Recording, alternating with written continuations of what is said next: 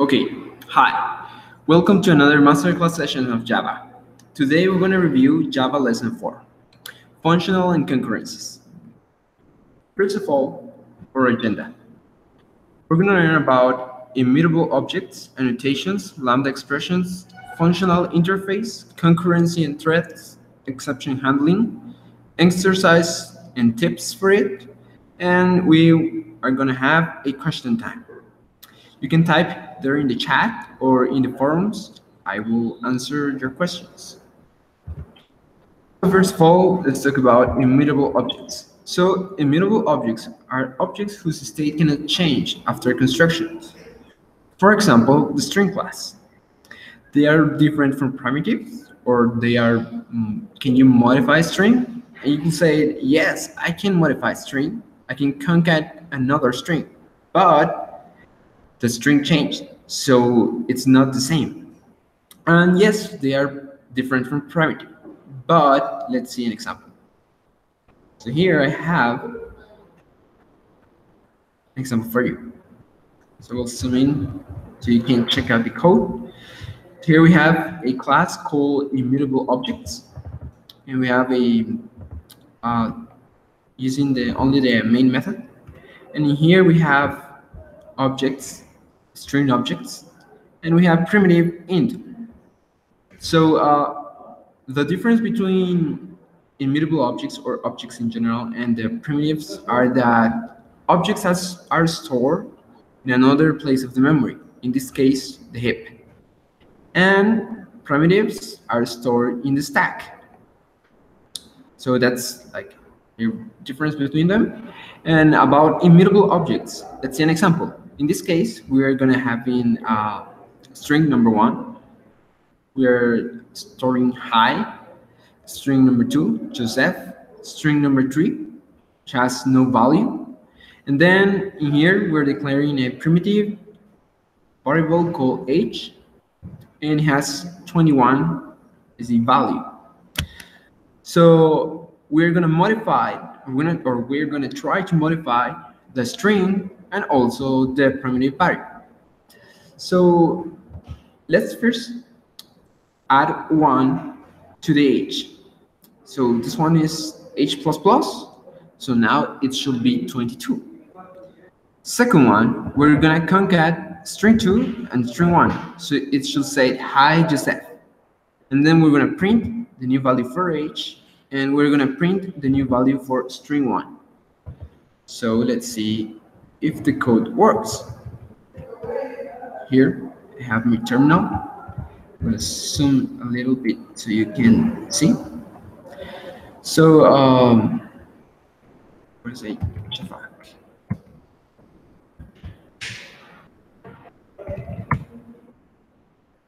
We compile it, and everything's okay. Then I'm gonna run it. And that's the output. So the output is high in 22. And that's the output that we wanted. Basically, not. Well, age, it gets modified, but when we get concat here, it only prints the string 1 hi. It doesn't print hi Joseph.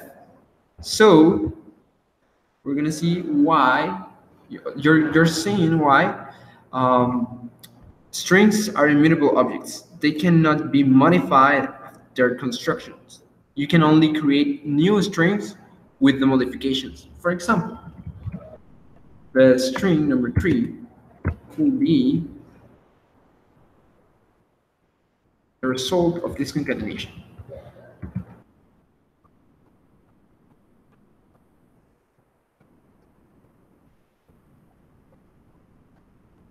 Now I'm gonna compile it.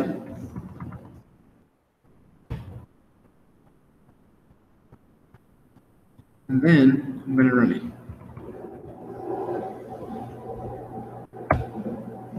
So there you are. 22 and hi Joseph.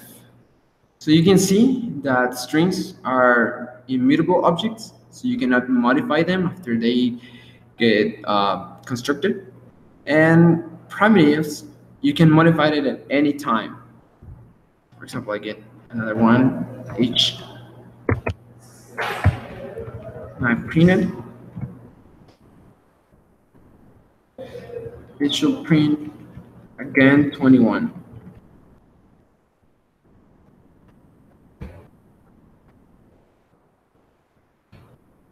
22. I modified it.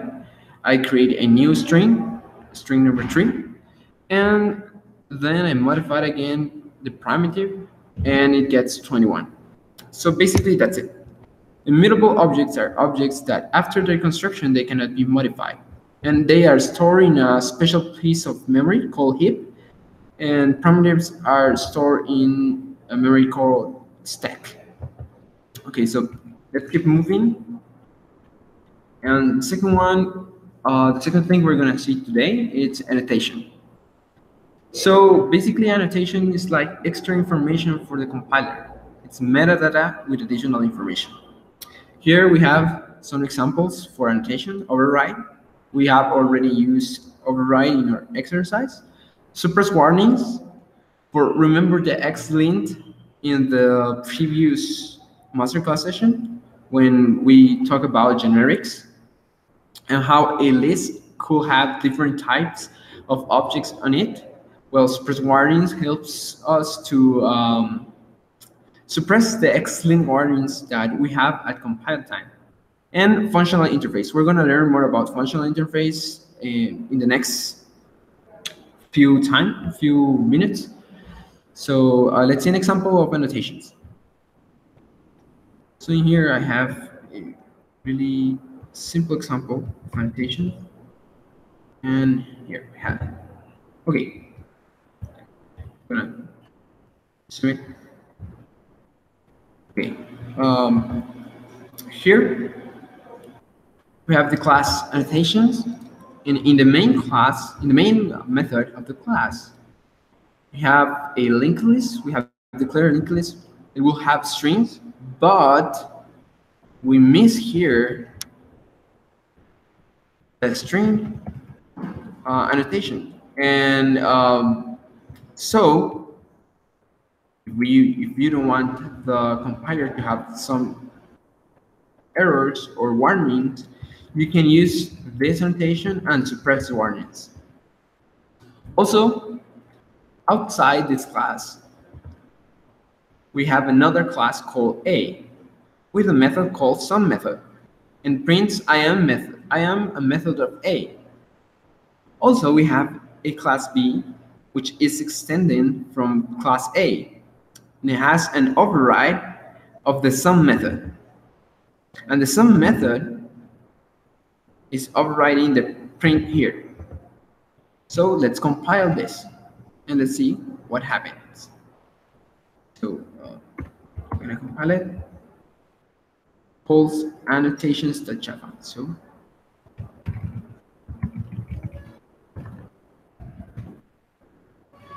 okay, no warnings. But what happens if I just come in here and make another compilation? Here, annotations.java using check or unsafe operations. And that's because what we talked about generics, and that it's like unsafe not to place what you're going to store inside your structure, in this case, a linked list. So we suppress warnings to get rid of those messages. But the best way to manage with this warnings is to place the correct type here. Okay.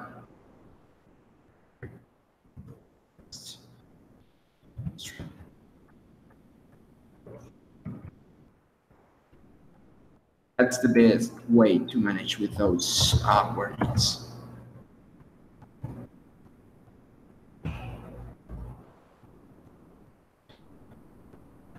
So you see, no warnings here. Okay, so I'm gonna run it. And I am override method of A. And that's what we wanted, right? Because it says I am override method of A, have override.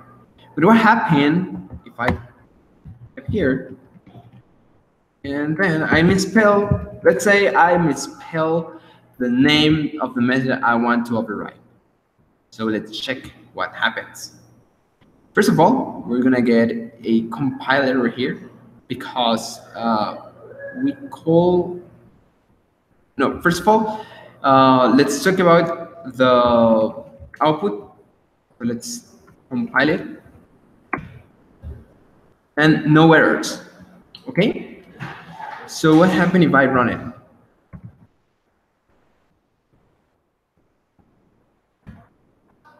It says I am a method of A, right? So what's happening? What is happening is that in here, we're getting some method from the B class, but we didn't override it. So we are using the A method and not the B method because it's misspelled. So here is the utility of override annotation. I replace the override annotation and I'm gonna run it again. And I'm getting an error, right? And it says, error, method does not override or implement method for supertype. Override error. And this is something great because if we really want to override this method here of the A class, but we misspell it, our compiler will notice that and will warn us that we are not overriding a method. So again, it's just information. Here, the annotation just gives information to the compiler to you. Now, no errors, and now it's not misspelled. And if I run it, it should say I am override method of A. And that's how annotations works. So let's keep moving.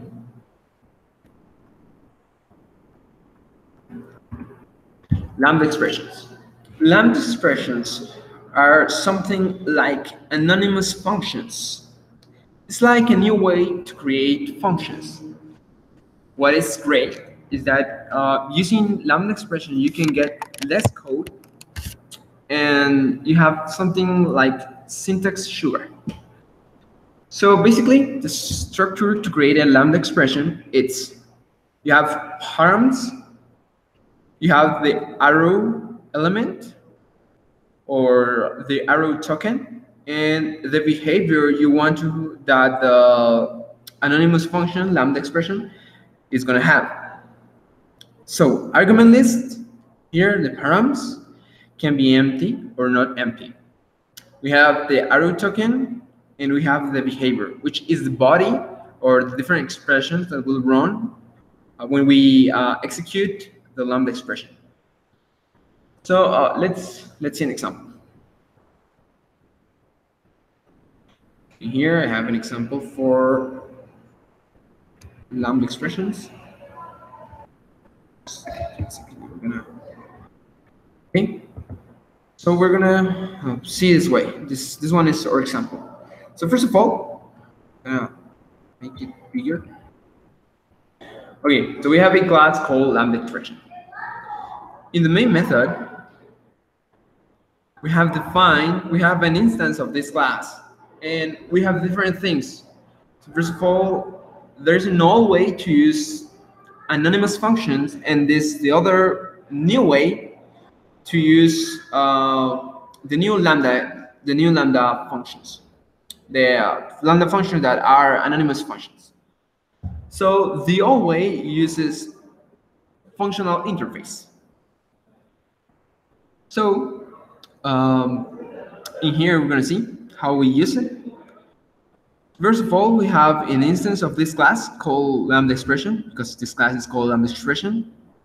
And second, we are calling our methods inside of it. So we have a do it in the old way method and do it the lambda way method. We're going to talk about this later. First, we're going to talk about the old way and the new way lambda. So if we go to the old way, right here,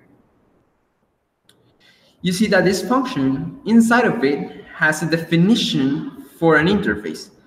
So we are having a variable called object implementation, which is part of my functional interface, which I have right in the bottom, my functional interface.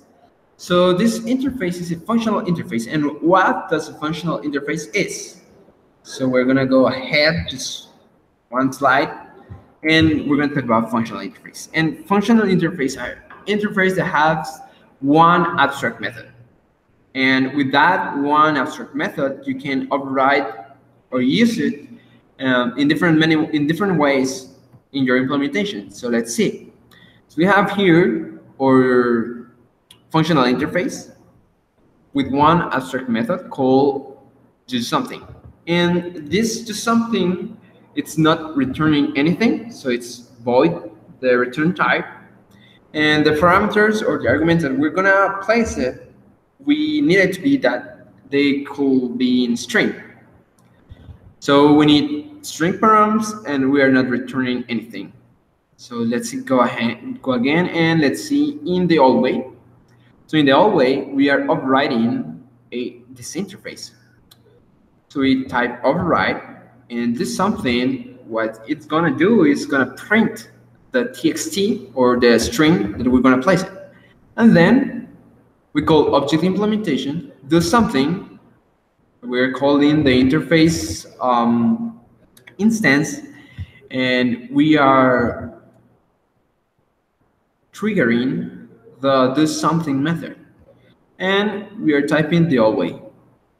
So what this is doing is that you are overriding a method, and you are having here an anonymous function.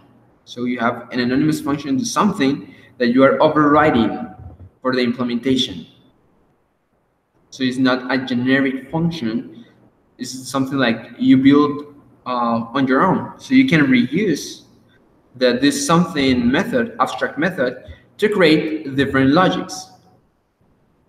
So let's see it in the Lambda way. In the Lambda way, we create another instance of my functional interface, but we don't need to override anything. We just place the Lambda structure. So we're saying we're going to receive a string, some parameters, and that's okay with us. Then the arrow token, and then the execution, which is a print of what the parameters are. And then we just type the object implementation instance, and we are triggering the do something method. So here, it's just the Lambda way that we use.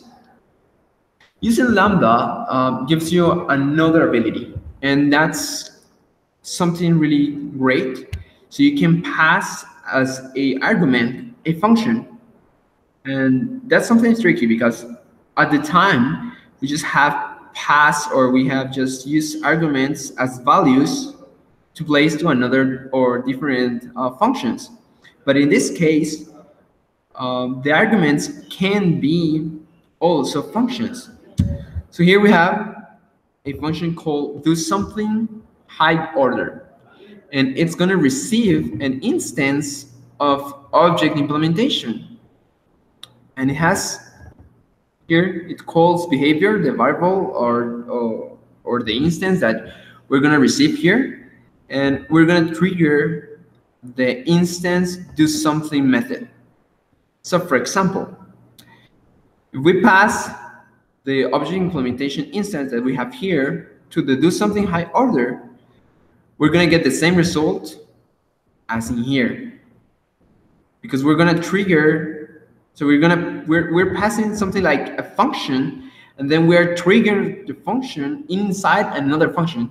I mean, you're passing as an argument a function here, and then you are triggering the method of that function that you have passed inside another function right here. That's how Lambda helps you do things like that. Also, here, you can have, for example, the println and the system.out println function, which is the printer function by default, and place it right here to the do something order,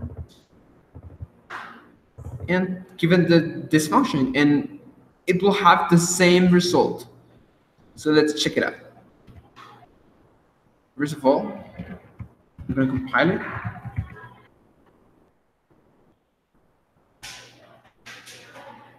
I'm going to run it. Do you see? Always, which is this one, it's printed when we just call the always right here, and then it makes an override of the functional interface, and then it makes the actual code. So here is the implementation, just the definition in those 1, 2, 3, 4, 5 lines, and then it makes the call. It calls the old way. But those 5 lines goes to just 1 line in the Lambda way, and then the call, Lambda way. Then we call another high order implementation, and we just pass our function as an argument right here, and we have the output of high order function, which is this one right here. And then we also pass the system.out function, which is the print line. And the behavior should have been the same, which is correct, and we have high order function. So that's something great about Lambda expressions and how you can use them to make less code. So we have 5 lines of code that gets into just 1 line of code. Okay, let's see another example. I have here another example called another Lambda example. So in here, we are trying to make a calculator with Lambda functions and using this thing right here, which is a high order function. First of all, we have defined different functional interfaces with abstract methods.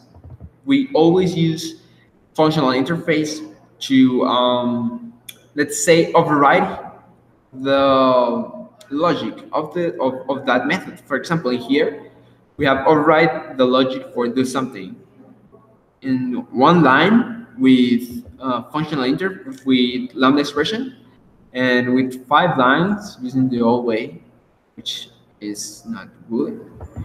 And let's see here. Okay, so back to the example of the calculation. First of all, we have a functional interface called not params. So this right here is not receiving any argument or any parameters. And the other one is math operation. So a math operation has a operate, operator 1 and operator 2. So we can operate 2 digits. And we are going to return an integer. Okay, so let's get to the main class. In the main class, here we have defined a lot of Lambda expressions.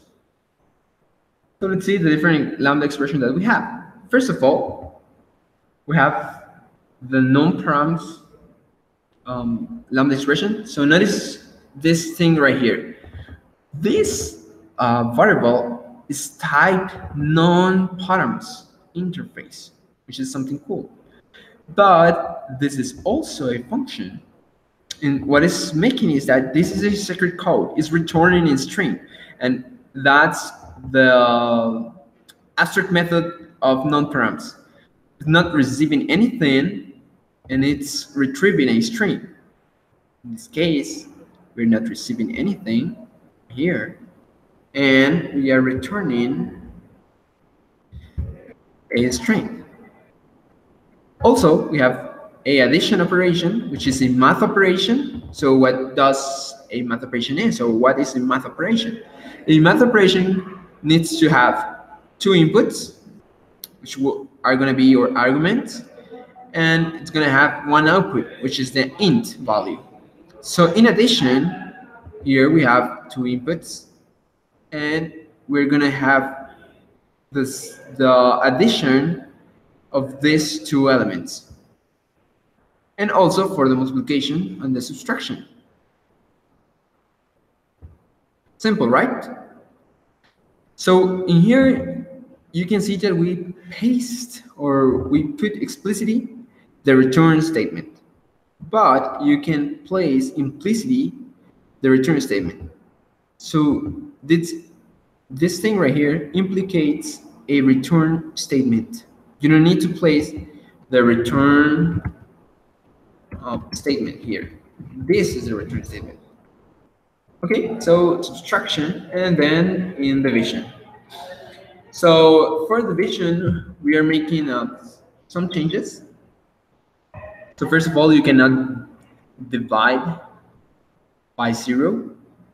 So we're checking if the second argument that we're having is different by 0. If it is different by 0, we return the division, and if it's not different of 0, which is 0 or a negative number, we just gonna return a 0. And why? Because we said that a math operation needs to return an integer right at the top, right here.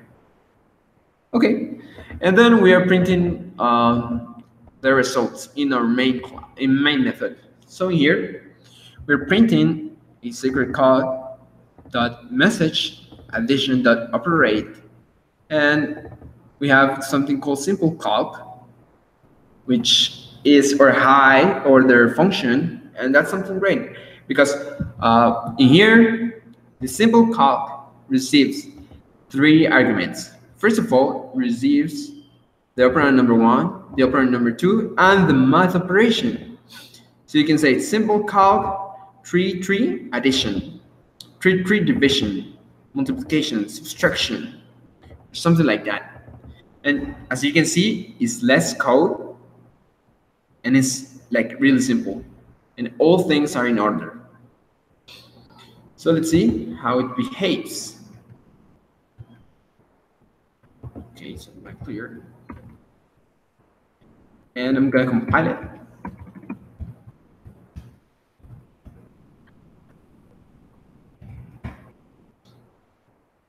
No errors, and I'm gonna run it.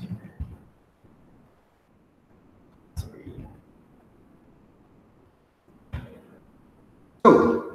we have the following output. This is the secret code 13619000. And let's say addition operate 29 1. So addition is adding the factor number 1 to the factor number 2, and because we are using because it's part of the math operation, we are having right at the top a abstract method called operate. So we are triggering the abstract operate method, and we are making the behave to take the 29 and the 1 and then make the addition. Also 3 addition, which is 6. 3 division, which is 1, multiplication, which is 9, subtraction, which is 0, division by 0, which is 0. And as you can see, we have different things or different implementation using lambda expressions, and those are something great things that you're going to learn inside the course. So let's keep moving. We just have seen lambda expressions and functional interface. We're going to learn about concurrency and threads. So Java has the ability to have multiple processes. And we have something called multi-threading. So multi-threading says that a process could have multiple threads, but a thread is part of only one process. So inside threads, there's something called concurrency. So concurrency tells you how different threads or different execution of your program interacts with different parts of your program. So you can share data with the threads, and that's concurrency because all the threads want to use that information. So another thing you can use are logs. So logs are really cool. They are literally logs. So happen is that when you log a data or a something inside your program, the other threads cannot access that log element or log data of your program. Also, you can use synchronize different threads because sometimes the threads runs at different times.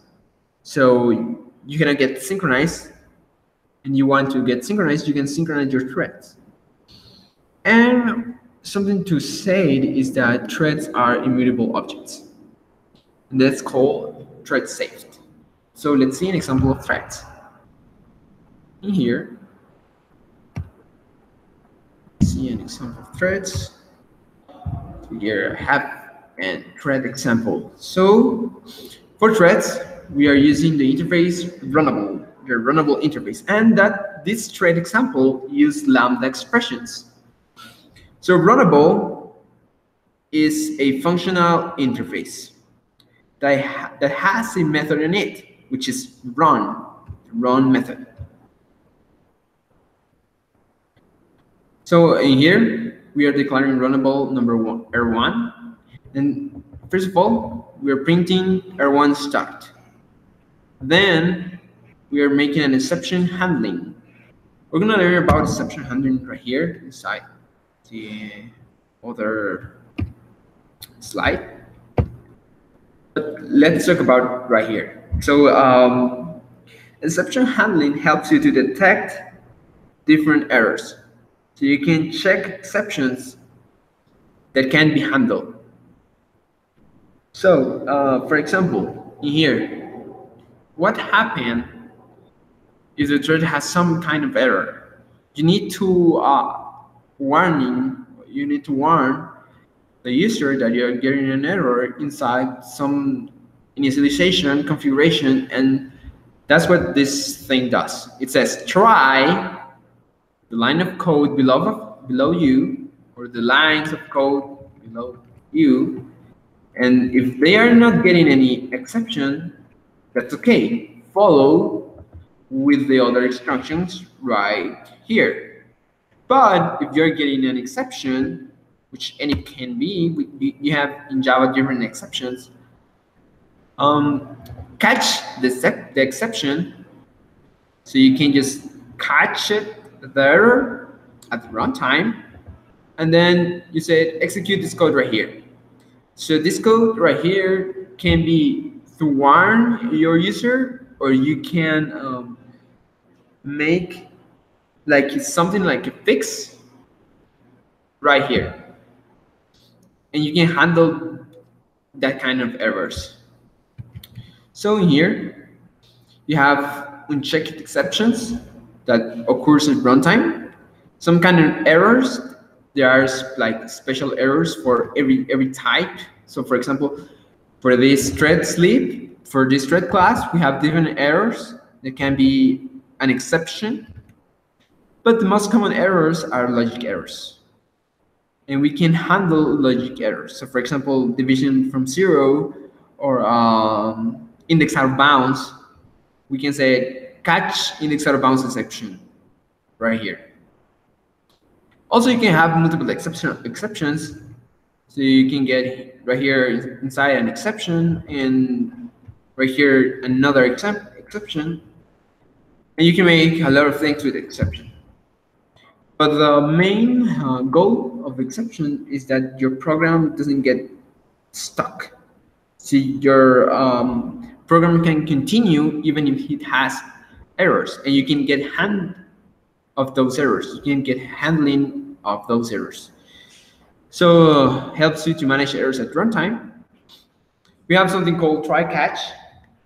Finally, that you're gonna learn inside the course, and what it does is we use this try catch autoclosable, which is called finally, when we are reading a buffer.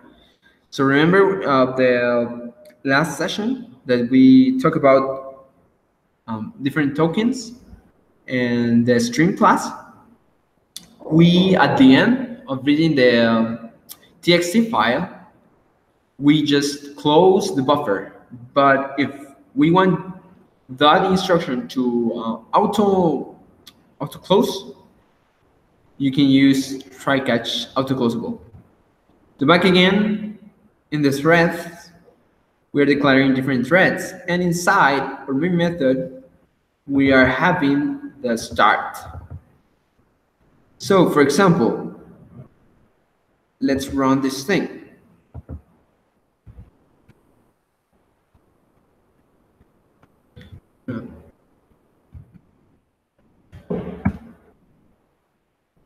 Example. So as you can see, first of all, the R3 start, but we say that we want the R1 to start first. Second one, there are 2, and third one, there are 3. But what happens? If we go to the R1, we said sleep, and we're given a time. But the R3 has the less time of the 3. So they start first. Second one, it starts R1 because we was the first one to start counting the time. And then it starts R2.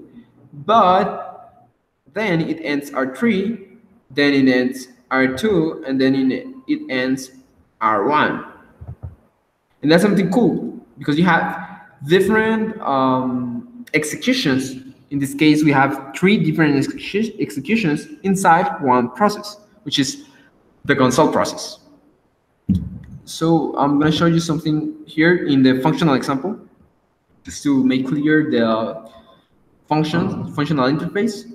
So for example, in this case, in the thread case, we are using a runnable functional interface, right? So this interface needs to have a method called start, and it should be abstract. So in here, the functional example, I have different lists, and we are using the for each method. So let's see about the for each method. So for the for each method, we have here the list.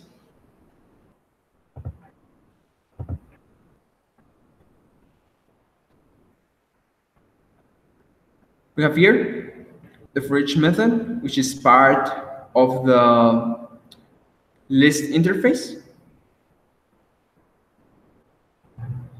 If we type right here, we're going to get inside the iterable functional interface, and we have here the for each. So the for each has an accept method, which is the method that we're gonna override. In here, the accept method, it says that you just need, here I'm gonna show you the accept method here, which is type of the consumer key. And what it says that it will receive a generic type, and it will output a void type.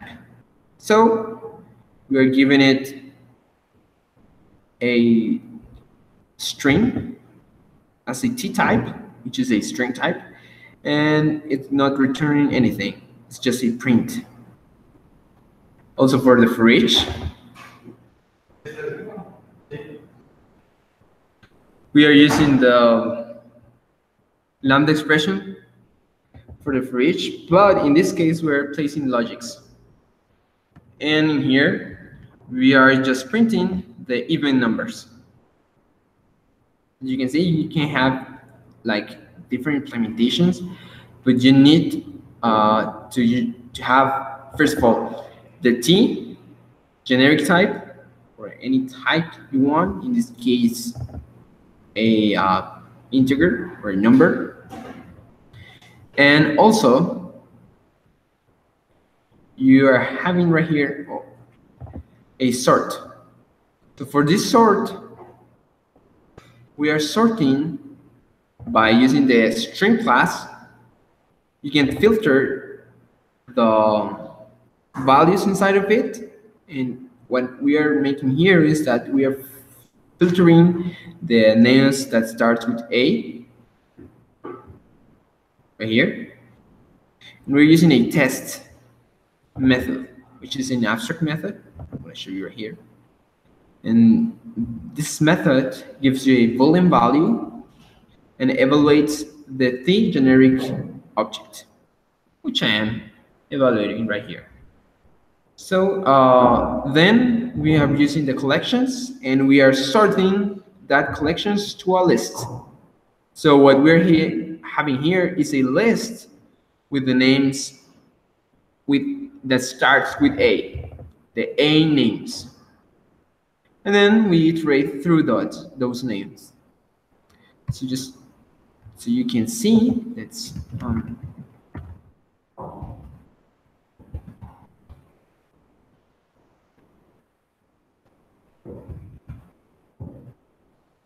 okay, so let's run it. In here, first of all, we are printing the names as with a dot print ln. So Andrea, Lucia, and Dibran, all the names. And second one, we are printing just the old values of the numbers array list, which is right at the top, 2, 4, 6, 8, 10.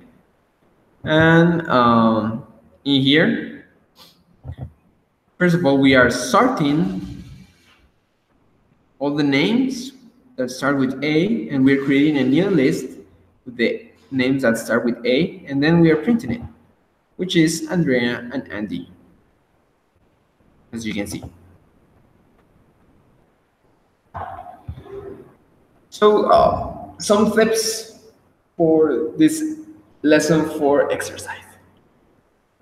First of all, remember lambda implementations. Remember something like the calculator that we just used, and how you can make use of high order functions. Second one, how you can use stream libraries, which in this case are right here. So you can read more about the stream libraries. Is here, right here. And second one, remember thread implementation. How you implement the threads are how the threads are implemented. In this case, here is a lambda thread implementation. And general info. In this lesson, you are going to have 3 exercises: the lambda concepts, the lambda function interface practice, and the truth practice. Also, you have additional content. So check it out. If you have any questions, I'm going to see if anyone has any questions right here. But if you have any questions, you can place it in our forum. I think no one is having any questions right now. But if you are having any question at any time, please place it in the forum so we can give you the information. So thanks. This was the masterclass session.